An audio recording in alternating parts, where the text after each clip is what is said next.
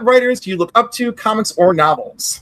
Really admire Walt Simonson and Wheezy, his wife, Louise Simonson. Yes. I love how they treat fans. I love how they still write. They still challenge each other. They're just a wonderful couple. I admire how true Walt is to his art, how he's always been a guy who hit the mainstream, but was never of the mainstream, who always kind of challenged things as both a writer and as an artist. Bendis has talked about this. I was at I love Bendis too.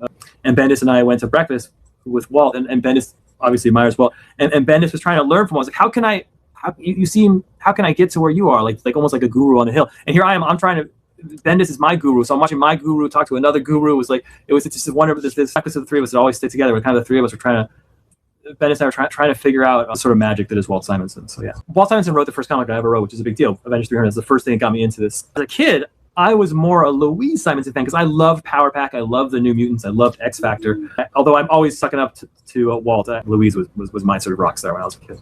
Right near your table this past year at Terrificon, I was actually waiting to talk to Mitch, and you were away from the table, and Walt actually came over looking for you. So I was like, oh, is that something? Are they working on a secret project no one knows about yet? Did I just see the beginnings of something? Walt and I worked on a project together. We did an 8-pager for Batman, one of the great honors of my life. And for people who don't know, Walt keeps all his art. He has all his art from Thor, many of his other huge books he's done over the years. He gifted me a page from the book we did together, and that's why he was visiting my table, because he was giving me that page. How sweet is that? Oh my God, I love how this story came full circle. Which is it, Tom? What is it from? We did a story that was about Batman's death. This is sort of how he died. It was in Detective 1027. I called him and said, what do you want to do? And he's like, can we do Dr. Phosphorus? It's a character I created in the late 70s that I haven't seen used enough. Saving the city from Dr. Phosphorus. This is a little thing I stole from Jim Starlin's Captain Marvel. And other. He got cancer because Dr. Phosphorus is like, who is Alan Tudyk? Man, this is a very big circle. He got cancer from that and see him die. So it's a page where Catwoman is holding old Bruce's hands. It's sort of the end of his life. And that's the page he gave me. It's a splash. Beautiful.